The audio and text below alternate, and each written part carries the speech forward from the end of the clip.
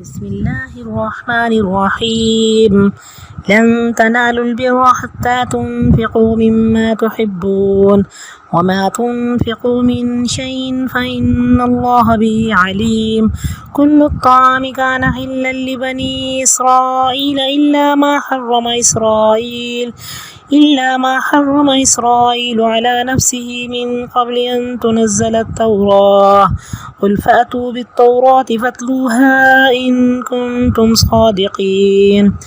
فمن افترى على الله الكذب من بعد ذلك فأولئك هم الظالمون. قل صدق الله. فاتبعوا ملة إبراهيم حنيفا وما كان من المشركين. إن أول بيت وضع للناس للذي ببكة مباركا وهدى للعالمين فيه آيات بينات مقام إبراهيم ومن دخله كان آمنا. ولله على الناس حج البيت من استطاع إليه سبيلا ومن كفر فإن الله غني عن العالمين. قل يا أهل الكتاب لم تكفرون بآيات الله والله شهيد على ما تعملون. قل يا أهل الكتاب لم تصدون عن سبيل الله من آمن تبغونها عوجا وأنتم شهداء وما الله بغافل عما تعملون. يا أيها الذين آمنوا إن تطيعوا فريقا من الذين أوتوا الكتاب يردوكم بعد إيمانكم كافرين. وكيف تكفرون وأنتم تتلى عليكم آيات الله وفيكم رسوله ومن يعتصم بالله فقد هدي إلى صراط مستقيم. يا أيها الذين آمنوا اتقوا الله حق تقاته ولا تموتن إلا وأنتم مسلمون. واعتصموا بحبل الله جميعا ولا تفرقوا. واذكروا نعمة الله عليكم إذ كنتم أعداء فألف بين قلوبكم فأصبحتم بنعمته إخوانا وكنتم على شفا حفرة من النار فأنقذكم منها. كذلك يبين الله لكم آياته لعلكم تهتدون. ولتكن منكم أمة يدعون إلى الخير ويأمرون بالمعروف وينهون عن المنكر وأولئك هم المفلحون. ولا تكونوا كالذين تفرقوا واختلفوا من بعد ما جاءهم البينات وأولئك لهم عذاب عظيم. يوم تبيض وجوه وتسود وجوه فأما الذين اسودت وجوههم أكفرتم بعد إيمانكم فذوقوا العذاب بما كنتم تكفرون. وأما الذين ابيضت وجوههم ففي رحمة الله هم فيها خالدون. تلك آيات الله نتلوها عليك بالحق وما الله يريد ظلما للعالمين. ولله ما في السماوات وما في الأرض وإلى الله ترجع الأمور. كنتم خير أمة أخرجت للناس تأمرون بالمعروف وتنهون عن المنكر وتؤمنون بالله. ولو آمن أهل الكتاب لكان خيرا لهم منهم المؤمنون وأكثرهم الفاسقون. لن يضروكم إلا أذى وإن يقاتلوكم يولوكم الأدبار ثم لا ينصرون. ضربت عليهم الذلة أينما ثقفوا إلا بحبل من الله وحبل من الناس وباءوا بغضب من الله وضربت عليهم المسكنة ذلك بأنهم كانوا يكفرون بآيات الله ويقتلون الأنبياء بغير حق ذلك بما عصوا وكانوا يعتدون. ليسوا سواء من أهل الكتاب أمة قائمة يتلون آيات الله آناء الليل وهم يسجدون يؤمنون بالله واليوم الآخر ويأمرون بالمعروف وينهون عن المنكر ويسارعون في الخيرات وأولئك من الصالحين وما يفعلوا من خير فلن يكفروه والله عليم بالمتقين إن الذين كفروا لن تغني عنهم أموالهم ولا أولادهم من الله شيئا وأولئك أصحاب النار هم فيها خالدون مثل ما ينفقون في هذه الحياة الدنيا كمثل ريح فيها صر أصابت حرث قوم ظلموا أنفسهم فأهلكت وما ظلمهم الله ولكن أنفسهم يظلمون يا أيها الذين آمنوا لا تتخذوا بطانة من دونكم لا يألونكم خبالا ودوا ما عنتم قد بدت البغضاء من أفواههم وما تخفي صدورهم أكبر قد بينا لكم الآيات إن كنتم تعقلون ها أنتم أولئك تحبونهم ولا يحبونكم وتؤمنون بالكتاب كله وإذا لقوكم قالوا آمنا وإذا خلوا عضوا عليكم الأنامل من الغيظ قل موتوا بغيظكم إن الله عليم بذات الصدور إن تمسسكم حسنة تسؤهم وإن تصبكم سيئة يفرحوا بها وإن تصبروا وتتقوا لا يضركم كيدهم شيئا إن الله بما يعملون محيط وإذ غدوت من أهلك تبوئ المؤمنين مقاعد للقتال والله سميع عليم إذ همت طائفتان منكم أن تفشلا والله وليهما وعلى الله فليتوكل المؤمنون ولقد نصركم الله ببدر وأنتم أذلة فاتقوا الله لعلكم تشكرون إذ تقول للمؤمنين ألن يكفيكم أن يمدكم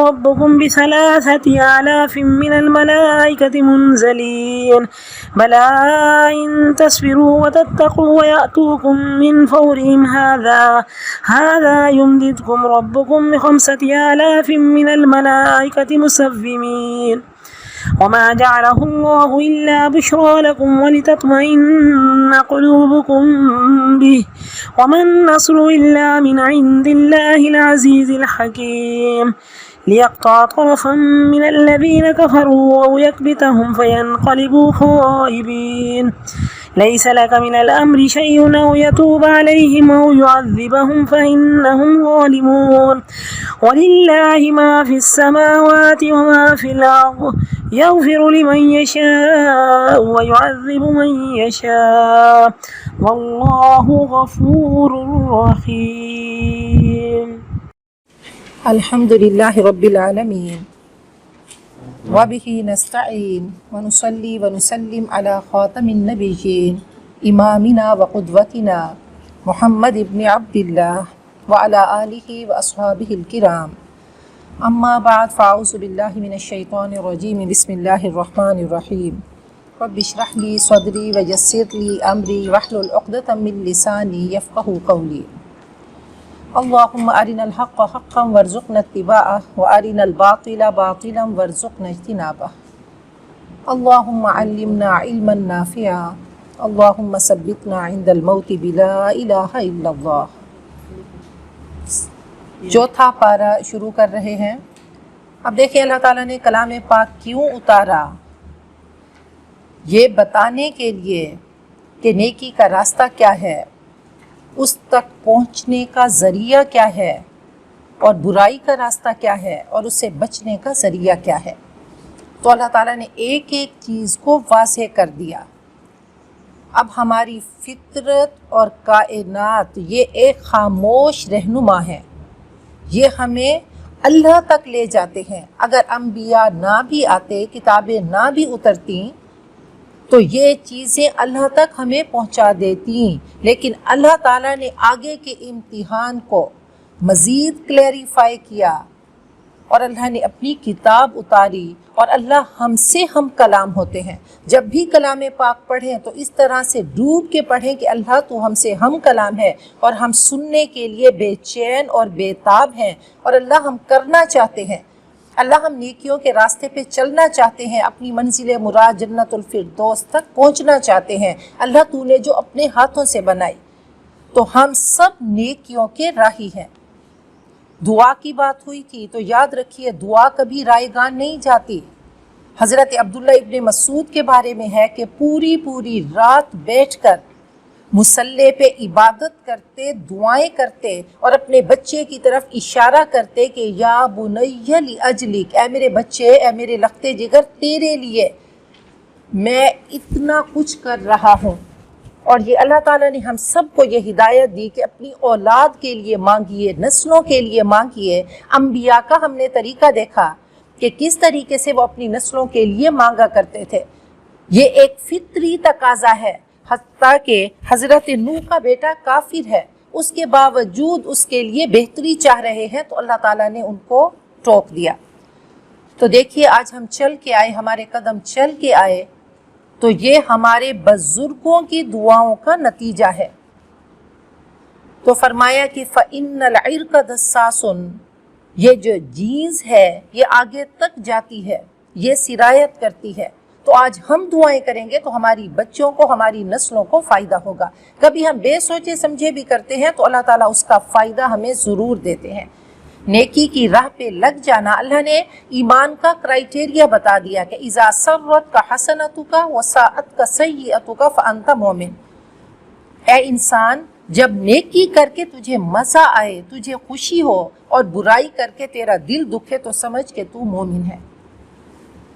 تو اللہ تعالیٰ نے کلام پاک میں ہمیں یہ بھی بتا دیا کہ نیکی کیا ہے، اس کو کرنے کا طریقہ کیا ہے، نیکی کن اعمال سے جھلکتی ہے، نیکی تمہارے اندر جب پیوست ہوتی ہے تو اس کا اظہار کیسے ہوتا ہے۔ تو ہم نے آیت البر میں پڑھا، اب اس کی مزید تشریح اللہ نے یہاں پہ کر دی کہ لن تنالوا البر حتى تنفقوا مما تحبون، ہرگز تم نیکی کے کمال کو نہیں پہنچ سکتے، نیکی کی چوٹی کو نہیں پہنچ سکتے، نیکی کی چوٹی کو سر نہیں کر سکتے جب تک کہ وہ چیز خرچ نہ کرو جو تمہیں محبوب ہے، جو تمہیں سب سے زیادہ پسند ہے۔ اور جو کچھ تم خرچ کرتے ہو تو اللہ کے علم میں ہے۔ تو پھر وہ شیء آیا یہاں پہ کہ شیء میں بہت چیزیں آ جاتی ہیں۔ شیء میں ہماری نیند بھی ہے، ہمارا مال بھی ہے، ہماری اولاد بھی ہے، ہمارا وقت بھی ہے، ہماری ذہانتیں بھی ہیں، ہمارا علم بھی ہے، یہ سب کچھ اللہ تعالیٰ کے لیے خرچ کرنا۔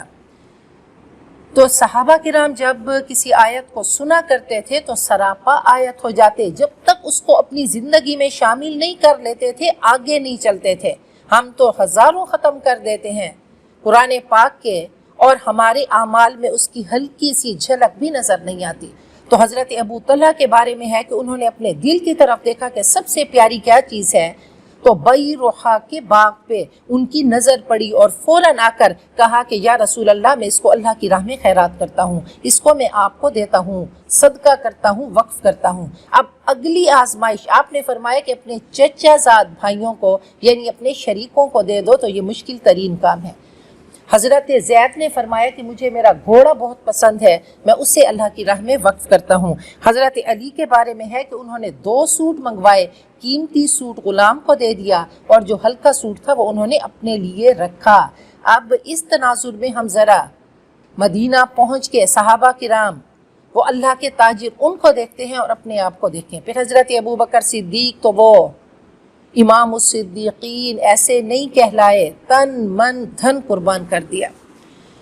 کل الطعام کان حلا لبنی اسرائیل، سب کھانے کی چیزیں بنی اسرائیل کے لیے حلال تھیں، مگر جو حضرت یعقوب نے خود اپنے اوپر حرام کر لیا تھا۔ تو رات نازل ہونے سے پہلے کہہ دو تو رات لے آؤ، اسے پڑھو اگر تم سچے ہو۔ تو حضرت یعقوب دودھ اور اونٹ کا گوشت یا تو بیماری کی وجہ سے وہ نہیں کھاتے تھے یا ان کو پسند نہیں تھا، تو یہود نے اپنے اوپر حرام کر لیا، تو اللہ نے فرمایا یہ چیزیں حرام نہیں ہیں۔ فمن افترى علی اللہ الکذب، جو اللہ پہ جھوٹ گڑے اس کے بعد، تو ایسے لوگ ظالم ہیں۔ کہہ دو صدق اللہ، اللہ نے سچ کہا، حضرت ابراہیم کے طریقے کی پیروی کرو یکسو ہو کر، وہ مشرک نہ تھے۔ اللہ نے بار بار جو ٹائٹل حضرت ابراہیم کے لیے چوز کیا، سیلیکٹ کیا، وہ کیا کہ وہ مشرک نہیں تھے، وہ یکسو تھے، حنیف تھے، اللہ کی طرف مائل ہونے والے، اللہ کے احکام کو زندگی میں شامل کرنے والے۔ ان اول بیت وضع للناس، یقیناً سب سے پہلا گھر جو لوگوں کے لیے وضع کیا گیا، تعمیر کیا گیا، بنایا گیا، وہ ہے بی بکہ، جو مکہ میں ہے۔ تو وہ کون سا گھر ہے؟ با برکت ہے اور تمام لوگوں کے لیے مرکز ہدایت ہے۔ پھر حضرت ابراہیم کی زندگی کے گرد گھومیے کہ سب سے پہلا گھر جو تعمیر ہوا تو وہ کعبۃ اللہ، بیت اللہ ہے۔ سب سے پہلے اس کو فرشتوں نے تعمیر کیا، ابھی حضرت آدم کا پتلا بھی تیار نہیں ہوا تھا، تو حضرت آدم کے پتلا بننے سے پہلے، وجود بننے سے 2000 سال پہلے فرشتوں نے اس کو تعمیر کیا، پھر حضرت آدم نے تعمیر کیا، اس کے بعد حضرت شیس نے کیا، پھر حضرت ابراہیم نے کیا، پھر عمالقہ نے کیا، پھر بنو جرہم نے کیا، اس کے بعد قریش میں سے قصی بن کلاب نے کیا، اور پھر ایک دفعہ سیلاب آیا، عمارت گر گئی، جو نبی اکرم صلی اللہ علیہ وآلہ وسلم کا مشہور واقعہ ہے کہ حجر اسود نصب کرنے کا وقت تھا، انہوں نے کہا جو سب سے پہلے آئے گا تو وہی اس کو نصب کرے گا، تو نبی اکرم صلی اللہ علیہ وسلم سب سے پہلے تشریف لائے، تو دوسری بار تب تعمیر ہوا، وہ بھی قریش نے کیا۔ پھر آپ کی خواہش تھی کہ یہ تعمیر ویسے ہو جیسے حضرت ابراہیم نے کی تھی کہ وہ دروازہ نیچے تھا اور حتیم اندر تھی، تو حضرت عبداللہ ابن زبیر نے اس کو تعمیر کیا، اس کے بعد حجاج بن یوسف نے اس کو گرا کر ویسے تعمیر کیا جیسے آج ہے، پھر اس کے بعد وہ ترکی طرز تعمیر پہ وہ سارا کچھ ان کے ترکی کے بادشاہ نے کیا، اور پھر سعودی جو بادشاہ ہیں وہ اس میں تبدیلی کرتے رہتے ہیں۔ جی یہ آپ نے بولا نا حضرت آدم کے پیدا ہونے سے 2000 سال پہلے، جی تو یہی بیت اللہ، یہی والی جگہ، یہی بالکل بالکل، وہ کہتے ہیں کہ اس جگہ پہ پانی تھا، پوری زمین پہ پانی تھا، پھر اللہ تعالیٰ نے جب اس کو خشک کیا تو سب سے پہلا جو سپاٹ آیا وہ کعبۃ اللہ والی جگہ پہ، تو اس طرح سے یہ خشکی بنی، اور باقی 3 حصے سمندر ہے۔ تو یہ کیا ہے؟ با برکت ہے۔ برکتوں والا کیسے ہے کہ وہاں پہ جا کر نیکیاں کرنا آسان ہو جاتا ہے، نیکیاں کرنے میں مزہ آتا ہے، اللہ نے اس پہ ایسی اٹریکشن رکھ دی۔ حضرت ابراہیم نے دعا کی تھی کہ ربنا اجعل ھذا بلدا آمنا وارزق اہلہ من الثمرات، تو ان کی دعاؤں کا نتیجہ ہے کہ نیکیوں میں کشش ہے، اور وہاں اس علاقے کو اللہ نے پرامن بھی بنا دیا، حدود حرم کو، اور اللہ تعالیٰ نے بابرکت بنا دیا اور مرکز ہدایت بنا دیا۔ فیہ آیات بینات، اس میں واضح نشانیاں ہیں، مقام ابراہیم ہے، ومن دخلہ کان آمنا، اور جو اس میں داخل ہو گیا وہ امن میں آ گیا۔ اب ہم کہیں کہ بہت لوگ وہاں پہ جاتے ہیں، مینا میں لتاڑے جاتے ہیں، کرین گر جاتی ہے، مر جاتے ہیں، ہارٹ اٹیک ہوتا ہے، بیماریاں ہوتی ہیں، تو اللہ تعالیٰ نے اس دنیا میں امن کا وعدہ کیا ہی نہیں کہ نیکیاں کرو گے یا میرے گھر میں آؤ گے تو تمہیں موت نہیں آئے گی، بیماری نہیں آئے گی۔ امن سے مراد یہ ہے کہ اگر وہاں جا کے مر گیا تو انشاءاللہ وہ امن والا گھر، وہ جنت کا گھر، اس میں وہ ڈائریکٹ داخل ہو گیا۔ وَلِلَّهِ عَلَى النَّاسِ، اور اللہ کا حق ہے لوگوں کے ذمے کہ وہ بیت اللہ کا حج کریں، جو بھی اس کی راہ کی طاقت رکھے، اور جو حج سے انکار کر دے تو اللہ تعالیٰ جہان والوں سے غنی ہے۔ ایک بار حج کرنا فرض ہے، آزاد ہو، صحت مند ہو، مسلمان ہو، بالغ ہو، پیسہ اس کے پاس ہو، صحت ہو، تو اس پہ ایک بار حج کرنا فرض ہے کہ بنی الاسلام علی خمس، اسلام کی بنیاد 5 چیزوں پہ، کہ جب ہم گواہی دیتے ہیں اللہ تیری مانیں گے تو 4 چیزیں ہم پہ فرض ہوتی ہیں، نماز، روزہ، زکوٰۃ اور حج۔ نماز 5 بار ہے، روزہ رمضان المبارک میں فرض ہے، زکوٰۃ بھی سال میں ایک بار ہے، اور حج زندگی میں ایک بار ہے اور صاحب استطاعت پر ہے۔ آج کل جیسے کہ وہ راستے بند ہیں تو اب کوئی حج کرنا بھی چاہے تو نہیں کر سکتا، تو یہ اس کی مجبوری ہے۔ آپ نے فرمایا کہ پے در پے حج کرنا فقر اور محتاجی کو دور کرتا ہے، زندگی میں ایک بار ڈیو ہے، فرض ہے۔ اور فرمایا کہ جو حج نہ کرے 5 سال اس پہ بیت جائیں، پیسے والا بھی ہے، صحت بھی ہے، طاقت بھی ہے، تو وہ یہودی یا نصرانی ہو کے مرے، اللہ کو اس کی پرواہ نہیں۔ میں کہا کرتی تھی کہ شاید سعودی عرب میں جو لوگ رہتے ہیں انہوں نے تو کئی بار حج کیے ہوں گے، تو یقین کریں کہ میرا ایسا دل دکھا کہ وہ بالکل جموم مکہ مکرمہ کے ساتھ ہے۔ تو وہ مجھے بتا رہی تھی کہ یہاں کی جو مالکہ ہیں ان کو آج تک حج نصیب ہی نہیں ہوا، وہ ڈرتی ہیں کہ کیسے جائیں، تو وہ بھی خوش نصیب وہاں پہ پڑے ہوئے ہیں۔ اب ان کو خوش نصیب سعودی عرب میں مکہ مکرمہ کے بالکل قریب، وہ بہت بڑی، وہ ایک رچ خاتون تھی، تو کہنے لگی ہماری مالکن، بس وہ آپ کو پتہ ہے کہ جیسے عرب لوگ وہ عیش پرست اور سارا دن پڑے رہنا، تو کون حج کی گرمی برداشت کرے اور کون جائے، تو اللہ تعالیٰ ایسی بد نصیبی سے ہم سب کو بچائے۔ قل یا اہل الکتاب، کہہ دو اے اہل کتاب، اللہ کی باتیں ماننے سے کیوں تم انکار کرتے ہو، اور اللہ گواہ ہے جو حرکتیں تم کر رہے ہو۔ قل یا اہل الکتاب، کہہ دو اے اہل کتاب، کیوں تم اللہ کی راہ سے روکتے ہو جو ایمان لائے، اور تم اس کو چاہتے ہو کہ وہ ٹیڑھی راہ چلے۔ تم سازشیں کرتے ہو، اسلام کے خلاف بولتے ہو، حالانکہ تم گواہ ہو، اللہ بے خبر نہیں تمہاری حرکتوں سے۔ یا ایھا الذین آمنو، اے ایمان والو، اگر اہل کتاب کے ایک گروہ کی تم نے باتیں مان لی تو وہ تم کو تمہارے ایمان کے بعد کافر بنا کر لوٹا دیں گے، مرتد کر دیں گے۔ وَكَيْفَ تَكْفُرُونَ، اے مسلمانوں تم کیسے کفر کر سکتے ہو؟ تم پر اللہ کی آیتیں پڑھی جاتی ہیں، تمہیں پڑھ کے سنائی جاتی ہیں، اور تم میں اللہ کے رسول موجود ہیں۔ وَمَن يَعْتَصِم بِاللَّهِ، اور جو اللہ کے ساتھ مضبوط تعلق پیدا کر لے تو اس کی ہدایت ہو گئی صراط مستقیم کی طرف۔ اللہ تعالی ہم سب کو اپنے ساتھ ایسا اللہ ہمارا تعلق جوڑ دیں کہ ہم اللہ کی رسی کو مضبوطی سے باندھیں، جس کا ایک سرا اللہ تعالیٰ کے پاس ہے اور ایک ہمارے پاس قرآن پاک کی شکل میں ہے۔ تو اللہ کرے اس کو مضبوط باندھ کے رکھیں، عملی زندگی میں اس کو لے کر آئیں، پریکٹیکل لائف میں اس کو لے کر آئیں، اور ہم صراط مستقیم کے راہی بنیں۔ یا ایھا الذین آمنوا اتقوا اللہ حق تقاتہ، اے ایمان والو اللہ سے ڈرو جیسا کہ اس سے ڈرنے کا حق ہے۔ تو بار بار تقوی کی بات ہوگی۔ وَلَا تَمُوتُنَّ، اور ہرگز تم مت مرنا مگر اسلام کی حالت میں۔ ہم سب کا اللہ تعالیٰ آخری عمل بہترین کر دیں کہ ہم اسلام کی حالت میں اللہ کی بارگاہ میں حاضر ہوں، اللہ کے روبرو حاضر ہوں۔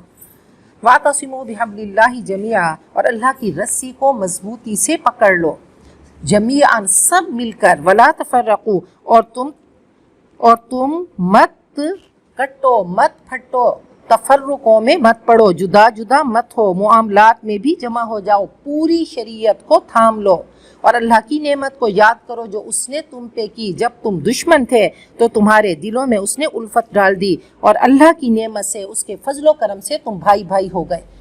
تو وہ جو صدا لگائی تھی نبی اکرم صلی اللہ علیہ وسلم نے حجۃ الوداع کے موقع پہ کہ الیوم اکملت لکم دینکم، آج میں نے تمہارے لیے تمہارا دین مکمل کر دیا، واتممت علیکم نعمتی، اور میں نے نعمت اسلام کو، الحمدللہ علی نعمت الاسلام، یہ بہت بڑی نعمت ہے، اس کو میں نے پورا کر دیا۔ تو وہ نعمت اللہ نے یہاں وضاحت کر دی، اتفاق کی، امن کی، چین کی، سکون کی، اتحاد کی نعمت ہے۔ یہی عرب کے لوگ اوس اور خزرج جو مدینہ میں رہتے تھے، ہزاروں سال سے ان کی لڑائی تھی۔ نبی اکرم صلی اللہ علیہ وسلم نے ایک کلمہ لا الہ الا اللہ کیا بولا، اس نے ایسا اندر جا کے رنگ جمایا کہ وہ نفرتیں محبتوں میں بدل گئیں۔ یہ وہی لوگ تھے جو چھوٹی چھوٹی باتوں پہ تلواریں نکال لیتے تھے، اور ایسی جنگ ہوتی تھی جو کئی سالوں رہ جایا کرتی تھی۔ آج ایسے ہوئے کہ مکہ سے آنے والے لوگ مہاجر، حضرت عبد الرحمن بن عوف، سعد بن ربیع، یہ انصاری تھے، مدینہ میں رہتے تھے، ان کو بھائی بنا دیا اور کہا کہ تم مواخات میں جڑ گئے، کہ یہ لوگ باہر سے آئے ہیں، تم مدینہ میں رہتے ہو تو تم بھائی بھائی ہو۔ اب ایسا تھا کہ انہوں نے کہا کہ ہم آدھا مال ان کو دیتے ہیں. ان کی 2 بیویاں تھیں اور کہنے لگے کہ ایک کو میں طلاق دیتا ہوں، آپ اس سے نکاح کر لیں. پھر آگے دیکھیں کہ وہ مکہ سے آنے والے لوگ کلمہ لا الہ الا اللہ جب کسی کے اندر سرایت کرتا ہے تو ہر چیز لا ہو جاتی ہے.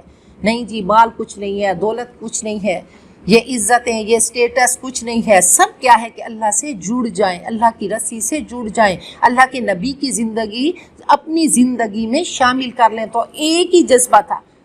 تو حضرت عبد الرحمن بن عوف نے کہا نہیں، مجھے آپ کے کسی مال کی ضرورت نہیں، مجھے صرف بازار کا راستہ بتا دیں. تھوڑی سی پنیر اور گھی لی، جا کر بیچا، اور جب اس دنیا سے گئے تو اتنا مال تھا کہ میرا خیال ہے آج دنیا میں اتنا مال کسی کے پاس نہیں ہے جتنا حضرت عبد الرحمن بن عوف کے پاس تھا. تو اللہ تعالیٰ نے دکھایا یہ وہ رحمان کے سوداگر تھے. وہ فرمایا کرتے تھے کہ اگر میں کوئی اینٹ اٹھاتا ہوں، میں کوئی کام کرتا ہوں تو اندر سے سونا نکلتا ہے. تو یہ وہ اتفاق کی، وہ امن کی، وہ چین کی، وہ قناعت کی دولت سے یہ لوگ مالا مال تھے. تو کہا کہ ایک جھنڈے تلے تمہیں جمع کیا. کیا تم نے کلمہ لا الہ الا اللہ پڑھا کہ تمہاری سوچیں، تمہاری زندگیاں ایک جیسی ہو گئی. تو سب سے بڑی نعمت کیا ہے؟ الفت کی نعمت ہے، محبت کی نعمت ہے اور اتفاق کی نعمت ہے. تو کہا کہ اللہ کے فضل و کرم سے تم بھائی بھائی ہو گئے. وَكُنْتُمْ عَلَى شَفَا حُفْرَةٍ مِّنَ النَّارِ، اور تم آگ کے گڑھے کے کنارے پہ تھے، پھر اللہ نے تمہیں اس سے بچا لیا. ایسے ہی اللہ تمہارے لیے اپنی آیتیں بیان کرتا ہے تاکہ تم ہدایت پاؤ. تو کہاں سے چلے تھے؟ حضرت صہیب کہاں سے چلے تھے؟ یہ کلمہ لا الہ الا اللہ ایک نصرانی سے سنا تھا کہ وہ عنقریب ایک نبی آنے والے ہیں. حضرت سلمان کہاں سے چلے تھے؟ حضرت بلال کے اندر وہ کون سی ایسی نعمت تھی یہ کلمہ لا الہ الا اللہ کی. حضرت مصعب بن عمیر کو دیکھیں کہ امیر والدین کے بچے سب لا کر دیا کہ جو لا کہا وہ لا ہوا، وہ لا بھی اس میں لا ہوا، جز لا ہوا، کل لا ہوا، پھر کیا ہوا؟ اللہ ہوا. ابھی تو ہم وہ لا کی، وہ لام کی، وہ ہلکی سی وہ اس پہ نہیں پہنچے، تو ہمیں احساس نہیں ہے، ہمیں پتہ نہیں ہے. آج ہم آرام سے بہترین کمروں میں بیٹھ کر اللہ کا کلام سنتے ہیں. تھوڑا سا ایک کانٹا بھی اگر اس راہ میں ہمیں چبھے تو ہماری کیفیت کیا ہو؟ ہم تو فوراً ہی اسلام سے پھر جائیں. اللہ تعالی ہم سب کو آزمائشوں سے بچائیں. ہمارے ایمان کی کیفیت تو ایسی ہے. کذالک یبین اللہ لکم آیاتہ، ایسے ہی اللہ تمہارے لیے اپنی آیات کو کھول کھول کر بیان کرتا ہے تاکہ تم ہدایت پاؤ. ولتکم منکم امۃ، اور چاہیے کہ تم میں سے ایک جماعت ہو جو خیر کی طرف دعوت دیں اور نیکی کا حکم کریں اور برائی سے منع کریں، اور یہی لوگ کامیاب ہیں. اللہ نے پھر کامیابی بتا دی کہ وہ کامیابی کیا ہے، کہ اللہ تعالیٰ ایسا عطا کریں گے کہ محدود ذہن کے خانے میں آ ہی نہیں سکتا. اللہ لامحدود عطا کریں گے، اور لامحدود عطا جو ہے یہی کامیابی ہے. تو فرمائے کہ ایک جماعت تو ایسی ہو، ٹھیک ہے کچھ جہاد کریں، کچھ اور کاموں میں لگے، لیکن کچھ لوگ ایسے ہوں جو دین کی تعلیم حاصل کریں. وَلَا تَكُونُوا كَالَّذِينَ تَفَرَّقُوا، اور نہ ہو ان لوگوں کی طرف جو گروہوں میں بٹ گئے اور انہوں نے اختلاف کیا. بنی اسرائیل کے علماء 72 فرقوں میں بٹ گئے اور کہا تم 73 فرقوں میں بٹ جاؤ گے، اور انہوں نے اختلاف کیا اس کے بعد کہ ان کے پاس واضح نشانیاں آ گئیں، اور جنہوں نے یہ روش اختیار کی ان کے لیے بڑا عذاب ہے.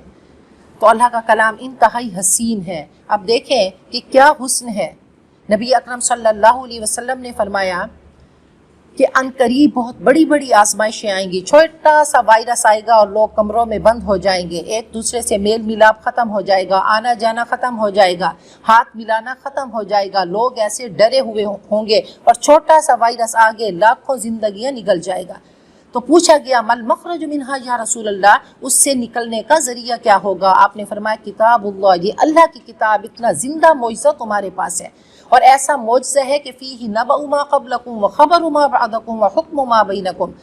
اس میں ماضی کی باتیں، ماضی کے دریچے کھل جاتے ہیں، اللہ سب دکھا دیتے ہیں. وہ دیکھو، آؤ میں تمہیں بتاؤں کہ آدم کیسے پیدا ہوئے، شیطان کو کیسے نکالا گیا، قوم نوح کیسے آئی، قوم عاد سمود کے ساتھ کیا ہوا، قوم لوط قوم شعیب کے ساتھ اللہ نے کیا کیا، قوم موسیٰ اور فرعون کیسے حضرت موسیٰ کی قوم بچ گئی اور فرعون غرق ہو گیا. یہ تمام کہانیاں اللہ نے ہمارے سامنے کھول کر رکھ دی. اور پھر فرمایا کہ ساتھ ساتھ ہی اللہ تعالیٰ تمہیں انسٹرکشنز دیتے جائیں گے، ہدایات دیتے جائیں گے کہ ایسا کرو. تو یہ قرآن پاک ایسی کتاب نہیں ہے، دنیا کی عام کتاب نہیں ہے کہ اگر ماضی کا قصہ شروع ہوا تو ماضی چلتی رہی، پھر حال شروع ہوا تو حال چلتا رہا، مستقبل تو کوئی بتا ہی نہیں سکتا۔ تو ساتھ ساتھ میں ہمارے حال کی اصلاح ہوگی، اور اس کے بعد اللہ تعالیٰ مستقبل ہمارے سامنے ہمارا رکھ دیں گے کہ دیکھو، آج دیکھیں کہ موٹیویشن ہمیں اچھی لگتی ہے، انعام کا ہمیں کوئی لالچ دے تو ہمارا کرنے کو دل کرتا ہے، تو بار بار اللہ تعالیٰ ہمیں لالچ دیں گے کہ اے انسان اگر تو نے اچھا کیا ہے تو یاد رکھ وہ وقت آئے گا، میری عدالت ہوگی، یہ صدائیں لگیں گی، لا ریب فیہ، اس میں کوئی شک نہیں۔ جب تک یہ یقین ہمارے دلوں میں نہیں اترے گا تو ہم قرآن پاک پڑھ نہیں سکتے۔ سب سے پہلا حق جو قرآن پاک کا ہے کہ لا ریب فیہ، اس میں کوئی شک نہیں، تو یہی لا ریب فیہ صحابہ کرام کے دلوں میں اترا، یہی لا ریب فیہ اولیاء کرام کے دلوں میں اترا۔ وہ حضرت رابعہ بصری کے دل میں جب یہ اترا تو پوری زندگی صراط مستقیم کی راہی بن کر چلی اور پیچھے مڑ کر نہیں دیکھا۔ دسترخوان تھا، چلتا تھا، لوگ آتے فیض یاب ہوتے اور آ کر کھا جاتے۔ تو ایک دن ایک ہی روٹی تھی، دروازے پہ دستک ہوئی تو باندی نے کہا کوئی سائل ہے، کہا اٹھا کر دے دو، یہ وہ لا ریب فیہ کا یقین۔ تو اس نے کہا بی بی جی گھر میں ایک ہی روٹی ہے، کہا نہیں اللہ کی راہ میں دے دو۔ وہ رب کی صدا لگانے والا آ گیا۔ تو تھوڑی دیر کے بعد دستک ہوئی، کوئی 5 روٹیاں لے کر آیا کہ آپ کی روٹیاں ہیں، کہا نہیں واپس کر دو۔ پھر 7 آئیں، واپس کر دی۔ پھر جب 10 آئیں تو کہنے لگیں کہ میرے رب کا وعدہ ہے لا ریب فیہ من جاء بالحسنۃ فلہ عشر امثالھا، 1 کرو گے کم از کم 10 دوں گا، تو یہ 10 روٹیاں میری ہیں، اور پھر اس کو رکھا۔ تو جب تک لا ریب فیہ ہماری زندگی میں نہیں آئے گا تو ہم ایسے ہی بھٹکتے رہیں گے کہ زبان سے کہہ بھی دیا لا الہ تو کیا حاصل، دل و نگاہ مسلمان نہیں تو کچھ بھی نہیں۔ تو آج ہمارا اللہ سے تعلق نہیں بنا۔ تو یقین کریں کہ علامہ اقبال کی جو شاعری ہے پوری قرآن پاک کی ٹرانسلیشن ہے، تو اتنا وقت نہیں ہوتا کہ ان کی شاعری کو پڑھیں، تو ٹرانسلیشن میں ان کی شاعری ہی پڑھتے رہیں تو ہمارے لیے کافی ہو۔ جو انہوں نے خود ہی کو کہ اے انسان تو کیا ہے، شیخ سعدی فرماتے ہیں کہ اے انسان تو دانہ ڈالتا رہے، تو نیکی کی راہ پہ چلتا رہے، کبھی مور آئے گا، کبھی تیتر آئے گا، کبھی بٹیر آئے گا، تو کبھی تو جو چاہے گا وہ آئے گا۔ تو نے نیکی کرتے رہنا ہے کہ ہو سکتا ہے کہ کوئی ایسا عمل جو تیرے رب کو پسند ہو سکتا ہے کسی کا پانی پلانا، کسی کو مسکرا کے دیکھنا، تھوڑا سا کوئی کام میرے رب کو پسند آ گیا تو یاد رکھ تیرے وارے نیارے ہو گئے۔ تو اللہ کرے کہ کوئی بھی کام ہماری زندگی میں ایسا ہو کہ رب کی بارگاہ میں پہنچے، ہمارا نامہ اعمال کھلے، باقی تو کالی لکیریں ہوں، اور صرف ایک کام ایسا ہو جو خالص، جس میں للہیت ہو، جس میں جذبہ ہو، جس میں نیت خالص ہو، جس میں اخلاص ہو، اور رب کا خوف ہو کہ پتہ نہیں اللہ نے اس کو قبول کیا کہ نہیں۔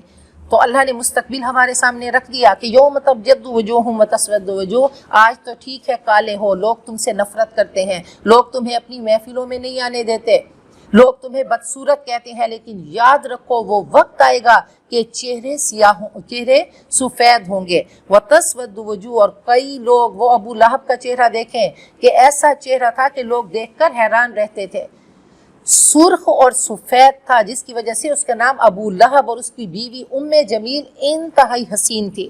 تو کہا ان لوگوں کے چہرے سیاہ ہوں گے۔ حضرت بلال حبشی کے چہرے کو لے کر آئے، رابعہ بصری بھی حبشیہ تھیں، حبشی عورت تھیں، لیکن ان اکرمکم عند اللہ اتقاکم، اللہ نے عزتیں کس کو دی؟ جو اللہ سے ڈر گیا، جس نے زندگی اللہ کے لیے گزار دی۔ تو وہ کہا وہ وقت آئے گا جس دن چہرے روشن ہوں گے، وجوہ یومئذ ناظرہ الی ربہا ناظرہ، چمکدار چہروں کے ساتھ رب کی بارگاہ میں آئیں گے۔ کہیں گے کہ کتنے لوگ جیسے ہی اس دنیا سے دار فانی سے کوچ کیا، ایسے لوگ تھے کہ اللہ نے دنیا میں کچھ نہیں دیا، وہ کالے کلوٹے، بدصورت، نہ کوئی عزت، نہ کوئی سٹیٹس، نہ کوئی خاندان، کچھ نہیں، لوگ ان کو اپنی محفلوں میں نہیں آنے دیتے۔ جیسے ہی آگے کا دریچہ کھلا، رب کائنات کی بارگاہ میں حاضری ہوئی تو روح کو وہ پروٹوکول ملا جو روح حیران ہو گئی، اور جب اللہ کے پاس پہنچی تو اللہ نے اپنے سامنے بٹھایا تو اس روح نے پوچھا کہ اللہ دنیا میں اتنا ذلیل کیا اور آج اتنا پروٹوکول دیا، تو اللہ نے فرمایا کہ تیری آہیں، تیری سسکیاں، تیرا درد میں سن رہا تھا، اور میں کیا ہوں احکم الحاکمین، میں ہی ایگزامینر ہوں، میں تیرے نمبر لگا رہا تھا۔ تو یاد رکھیے یہ آہیں، یہ سسکیاں، یہ درد، یہ تڑپ، یہ صبر، سب اللہ کی نظر میں ہیں۔ تو کہا کہ وہاں جا کر سب بدل جائے گا، تمہارے اندر کے وہ جو قلوب ہیں وَحُصِّلَ مَا فِي الصُّدُورِ، اندر کے سینے، اندر کے دل تمہارے چہروں پہ آ جائیں گے۔ فَأَمَّا الَّذِينَ اسْوَدَّتْ وُجُوهُهُمْ، وہ بد نصیب جن کے چہرے سیاہ ہوں گے، ان سے کہا جائے گا اکفرتم بعد ایمانکم، کیا ایمان کے بعد تم نے کفر کیا؟ کیا لا الہ الا اللہ پڑھ کر اللہ کی تم نے ماننے سے انکار کر دیا؟ فذوقوا العذاب بما کنتم تکفرون، تو عذاب کو چکھو جو تم کفر کرتے رہے، یہ اس کی وجہ سے ہے۔ وَأَمَّا الَّذِينَ ابْيَضَّتْ، اور رہے ان لوگوں کے چہرے جو روشن ہوں گے، تو وہ اللہ کی رحمت میں ہوں گے، وہ ہمیشہ اسی حالت میں رہیں گے۔ ایسا نہیں کہ بس جوانی آئی، حسن آیا اور پھر وہ بڑھاپے میں بدل گیا، پھر وہ جھریاں آ گئیں اور پھر کمر جھک گئی، بال سفید ہو گئے، دانت ٹوٹنے لگے، بینائی کمزور ہو گئی، سماعت کمزور ہو گئی۔ کہا ایسا نہیں ہوگا، ہمیشہ ہمیشہ کا حسن ہوگا۔ تلک آیات اللہ، یہ اللہ کے احکامات ہیں، ہم اس کو ٹھیک ٹھیک پڑھ کے سنا رہے ہیں۔ اور اللہ کا ارادہ لوگوں پر ظلم کرنے کا نہیں۔ کہا لا تنظر الی من قال، اس کو مت دیکھو جو کہہ رہا ہے، اس کو دیکھو کہ بات کس کی ہے، کون کہہ رہا ہے۔ اور اللہ ہی کے لیے ہے جو کچھ آسمانوں میں ہے اور جو زمین میں ہے، اور اللہ کی طرف تمام معاملات پیش ہوتے ہیں۔ کنتم خیر امۃ، اب تمہارے سر پہ تاج رکھا گیا، تم بہترین امت ہو۔ تو بہترین امت کا خیر کہتے ہیں بہترین، سپرلیٹیو ڈگری ہے کہ سب سے اعلیٰ تم ہو، دی بیسٹ ہو۔ اخرجت للناس، تم تو لوگوں کے لیے آئے ہو، لوگوں کے لیے نکالے گئے ہو، اور تمہیں کیا ڈیوٹی دی گئی ہے کہ تم نیکی کا حکم دیتے ہو اور برائی سے منع کرتے ہو۔ اب کوئی نبی نہیں آئے گا اور تمہارا یہی کام ہے، اور تمہیں بیسٹ امت کا ٹائٹل، تم اللہ تعالیٰ کے ایمبیسیڈر ہو، تم سفیر ہو۔ وَتُؤْمِنُونَ بِاللَّهِ، اور تم اللہ پر ایمان لاتے ہو۔ اور اگر اہل کتاب ایمان لاتے تو ان کے حق میں بہتر تھا۔ ان میں سے کچھ ایمان والے ہیں جیسے حضرت عبداللہ ابن سلام وغیرہ، اور اکثر ان میں سے نافرمان ہیں۔ لَن يَضُرُّوكُمْ إِلَّا أَذًى، وہ ہرگز تمہیں نقصان نہیں پہنچا سکیں گے، یہ یہود، یہ بنی اسرائیل، مگر کچھ ستائیں گے، ہلکی ہلکی تکلیف دیں گے، ذہنی جسمانی کوفت تمہیں دیں گے، اور اگر وہ تم سے جنگ کریں تو پیٹھیں پھیر لیں گے۔ ایسے بے بس ہوں گے، پھر ان کی مدد بھی نہ کی جائے گی۔ ضربت علیہم الذلہ، ان پر ذلت کو، رسوائی کو مسلط کر دیا گیا جہاں کہیں بھی وہ پائے گئے، مگر اللہ کے ذمے یا لوگوں کے ذمے ہوں، لوگوں کی پناہ حاصل ہو، جزیہ دیں تو امن میں ہوں گے۔ وباؤ بغضب من اللہ، اور وہ اللہ کے غضب میں گھر چکے ہیں۔ یہ یہود کی اللہ تعالیٰ نے کہانی سنا دی، اور ان پر مسکنت مسلط کر دی گئی، وہ جو غیر المغضوب علیہم، تو اللہ نے فرمایا یہ ہے مغضوب علیہم۔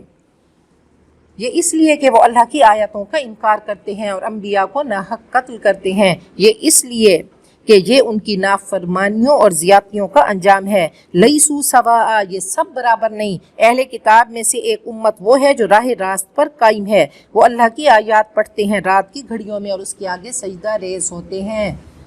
تو فرمایا کہ کچھ یہودی اچھے بھی ہیں جو اللہ کی بارگاہ میں سجدہ ریز ہوتے ہیں، اللہ اور آخرت کے دن پر ایمان لاتے ہیں، نیکی کا حکم دیتے ہیں اور برائی سے منع کرتے ہیں، اور بھلائی کے کاموں میں سرگرم رہتے ہیں، اور یہ نیک لوگ ہیں۔ وما یفعلوا من خیر، اور جو نیکی وہ کریں تو ہرگز اس کی ناقدری نہ کی جائے گی، اور اللہ تعالیٰ پرہیزگار لوگوں کو جانتا ہے۔ ان الذین کفروا، جو کافر ہیں، ہرگز ان کا مال اور ان کی اولاد اللہ کے مقابلے میں ذرا بھی کام نہ آئے گا، اور وہ تو آگ میں جانے والے لوگ ہیں، وہ اس میں ہمیشہ رہیں گے۔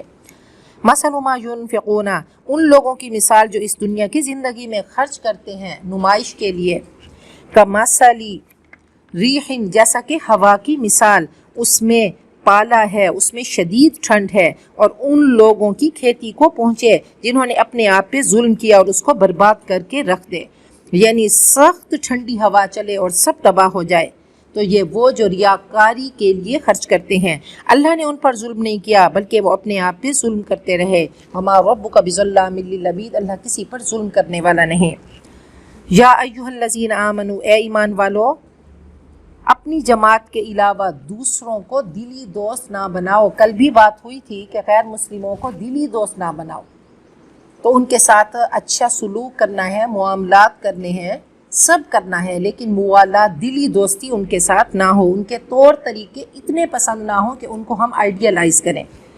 لا یعلونکم خبالا، وہ تمہیں نقصان پہنچانے میں ذرا بھی کسر نہیں چھوڑتے، وہ چاہتے ہیں کہ تم مشکل میں پڑو۔ تو کہاں چاہتے ہیں؟ یہود و نصارہ کے مسلمانوں کی عزت ہو، دشمنی ان کے منہوں سے ظاہر ہو چکی، اور جو ان کے سینے بغض چھپاتے ہیں وہ اس سے بھی شدید تر ہے۔ ہم نے تمہارے لیے آیات کو کھول کھول کے بیان کیا اگر تم عقل سے کام لو۔ ہاں انتم الائی، اے مسلمانوں ہاں تم تو وہ ہو کہ تم ان کے طریقوں کو، ان کی عادتوں کو، ان کی رسموں کو پسند کرتے ہو، مگر وہ تم سے پیار نہیں کرتے، اور تم پوری کتاب کو مانتے ہو، وہ نہیں مانتے تو پھر کیسی محبت ہے تمہاری ان سے۔ وَإِذَا لَقُوكُمْ، اور جب وہ تم سے ملتے ہیں وہ کہتے ہیں ہم ایمان لائے، اور جب تنہائی میں ہوتے ہیں تو مارے غصے کے انگلیاں چباتے ہیں۔ کہہ دو مر جاؤ اپنے غصے کی وجہ سے، یقیناً اللہ دلوں کے راز جانتا ہے۔ ان تمسسکم حسنۃ تسؤہم، اے مسلمانوں اگر تمہیں کوئی بھلائی پہنچے تو انہیں برا معلوم ہوتا ہے۔ ابن خلدون کے بارے میں ہے کہ وہ بہت ہی بڑے عالم تھے، بہت ان کی ریسرچ ہے اور کمال کی ہے، کیونکہ وہ مسلمان تھے تو کہا کہ 100 سال کے بعد ایک غیر مسلم آیا، ساری تعلیمات انہیں ابن خلدون کی لی، لیکن یورپ والوں نے ابن خلدون کا نام ہی مٹا دیا۔ جی سائنسدان، اور دوسرا یہ کہ ان کی بہت زیادہ ریسرچ ہے بہت سارے علوم میں، تو وہ کہتے ہیں کمال کی ان کی ریسرچ ہے، تو بہرحال وہ سارا کچھ انہوں نے ختم کر دیا۔ تو یہ ان کا بغض ہے، اور اگر تمہیں کوئی تکلیف پہنچے تو اس پر خوش ہوتے ہیں، اور اگر تم صبر کرو اور تقوی اختیار کرو تو نہ تمہیں نقصان پہنچائے گی ان کی چال کچھ بھی، یقیناً جو وہ عمل کر رہے ہیں اللہ اس کو گھیرنے والا ہے، اللہ حاوی ہے۔ تو اللہ تعالیٰ نے پھر ہمیں بتا دیا، ہمارے حال کی اصلاح کر دی کہ کوئی اگر تمہیں تکلیف دے، دکھ دے، تم سے برا کرے، تمہارا مال چھین لے، تمہارا حق کھا جائے، تو صبر اور تقوی دو ایسے پیارے ہتھیار ہیں کہ یہ انسان کو بلندیوں کی طرف لے جاتے ہیں۔ تو صبر اور تقوی، اللہ کرے کہ ہم سب صراط مستقیم کے راہی بنیں اور ان دونوں ہتھیاروں کو پکڑ کے رکھیں۔ وَإِذْ غَدَوْتَ مِنْ أَهْلِكَ، اور جب آپ صبح صبح اپنے گھر سے نکل رہے تھے، حضرت عائشہ کے حجرے سے نکل رہے تھے، اور یہ غزوہ احد کی بات ہو رہی ہے جو سن 3 ہجری میں شوال میں ہوا۔ تو آپ بہترین کمانڈر ان چیف تھے، آپ حضرت عائشہ کے حجرے سے چل رہے تھے، مومنین کو جنگ کے لیے مخصوص جگہوں پر اسپیسیفک ٹھکانوں پہ بٹھا رہے تھے۔ واللہ سمیع علیم، اور اللہ سننے والا جاننے والا ہے، اللہ نے صلہ دینا ہے۔ اذ ہمت طائفتان منکم ان تفشلا، یاد کرو جب 2 جماعتوں نے، یہ بنو حارثہ اور بنو سلمہ، یہ انصاری جماعتیں تھیں، تو انہوں نے بزدلی دکھائی، جب ارادہ کیا تم میں سے 2 جماعتوں نے کہ وہ ڈھیلے پڑ گئے، انہوں نے بزدلی دکھائی اور اللہ ان کا مددگار تھا۔ تو عبداللہ بن ابی رئیس المنافقین، تو اس نے کہا کہ مدینہ میں رہ کر جنگ کریں، لیکن آپ مسلح ہو چکے تھے، آپ نے ہتھیار پہن لیے تھے، تو آپ نے کہا کسی نبی کے شایان شان نہیں کہ وہ اپنے ہتھیار اتار دے، تو آپ نے فرمایا کہ مدینہ کے باہر جا کر جنگ کرنا ہوگی۔ تو عبداللہ بن ابی بہت سارے منافقوں کو تو لے کر آ گیا، کچھ کمزور مسلمان بھی اس کے ساتھ ہو گئے۔ تو بنو حارثہ اور بنو سلمہ وہ کمزور مسلمان تھے کہ جو انہوں نے تھوڑی سی بزدلی دکھائی، تو اللہ نے بعد میں فرمایا اللہ ان کا دوست تھا، بعد میں انہوں نے توبہ کر لی اور پھر وہ صراط مستقیم پہ چلے، تو اللہ نے ان کو غلطی کا احساس دلایا۔ کہا ڈگمگانے کے بعد دوبارہ سے وہ صحیح راہ پہ آ گئے، اور اللہ ہی پر ایمان والوں کو بھروسہ کرنا چاہیے۔ وَلَقَدْ نَصَرَكُمُ اللَّهُ بِبَدْرٍ، اور اللہ نے تمہاری مدد کی بدر کے مقام پر، وَأَنْتُمْ أَذِلَّةٌ، جبکہ تم کمزور تھے۔ اللہ سے ڈرو تاکہ تم شکر کرو، تقوی اندر ہوگا تو شکر باہر نکلے گا، نظر آئے گا نا، تو بیج اندر جو ڈالیں گے تو نظر آئے گا، جو درخت جس چیز کا بیج لگایا جاتا ہے وہی درخت اگتا ہے، فصلیں لہلہاتی ہیں۔ تو فرمایا کہ اگر تقوی کا بیج ڈال دیا گیا تو شکر کا جذبہ ابھرے گا۔ اس تقول للمؤمنین، جب آپ بدر میں ایمان والوں سے کہہ رہے تھے کہ تمہیں کافی نہ ہوگا کہ تمہارا رب 3000 فرشتوں کو اتار کر تمہاری مدد کرے، کیا کافی نہ ہوگا کہ اللہ 3000 فرشتوں کو اتار کر تمہاری مدد کرے، تمہاری سپورٹ کرے؟ تو اللہ تعالیٰ نے انسان کے لیول پہ بات کی کہ تم 313 ہو تو کمزور نہیں ہو، اللہ کی مدد تمہارے ساتھ ہے، ملائکہ تمہارے ساتھ مدد کو شامل ہیں۔ بھلا کیوں نہیں، ان تصبروا وتتقوا، پھر وہی بات ہوئی کہ اگر صبر کرو اور اللہ سے ڈرتے رہو۔ وَيَأْتُوكُم مِّن فَوْرِهِمْ هَٰذَا، اور یہ لوگ فوراً اسی دم تمہارے پاس آئیں گے۔ تمہارا رب مدد کرے گا 5000 فرشتوں کے ساتھ جو نشان زدہ ہوں گے۔ تو کہا کہ اگر اب بھی تمہیں اس چیز کا، ورنہ اللہ کیا ہے، کن فیکون، تو اللہ تعالیٰ نے انسانی لیول پر بات کی نا کہ پہلے 3000 فرشتوں کا وعدہ کیا اور پھر 5000 فرشتے، اللہ نے فرمایا کہ وہ نشان زدہ ہوں گے۔ وما جعلہ اللہ الا بشرا لکم، اور یہ تو محض تمہارے دل کی خوشی اور اطمینان قلب کے لیے ہے، ورنہ مدد تو اللہ ہی کی طرف سے ہے جو زبردست حکمت والا ہے۔ لیقطع طرفا من الذین کفروا، تاکہ وہ کاٹ دے کافروں کی ایک جماعت کو، یا ان کو ذلیل کرے، شکست دے، رسوا کر دے، وہ سارے نامراد ہو کر واپس چلے جائیں۔ لیس لک من الامر شیء، اے نبی آپ کے اختیار میں کچھ نہیں، اللہ چاہے تو توبہ قبول کرے یا ان کو عذاب دے، کیونکہ وہ ظالم ہیں۔ نبی اکرم صلی اللہ علیہ وسلم کے غزوہ احد کے موقع پہ جب دندان مبارک شہید ہوئے، آپ کا سر زخمی ہوا، تو آپ نے فرمایا کیسے فلاح پائے گی وہ قوم جو اپنے نبی کو زخمی کر دے۔ تو اس وقت حضرت جبرائیل آئے اور فرمایا کہ اے نبی، یہ آپ کا نہیں، یہ اللہ تعالیٰ کا معاملہ ہے، ہر فیصلے کو اللہ کی عدالت میں پہنچا دیں، اب اللہ ہی کرنے والا ہے، اللہ ہی ذو انتقام ہے، وہ سریع الحساب ہے۔ وَلِلَّهِ مَا فِي السَّمَاوَاتِ وَمَا فِي الْأَرْضِ، اللہ ہی کے لیے ہے جو کچھ آسمانوں اور جو زمین میں ہے، جس کو چاہے معاف کرے اور جس کو چاہے سزا دے، اور اللہ تعالیٰ تو ہے ہی معاف کرنے والا، رحم کرنے والا۔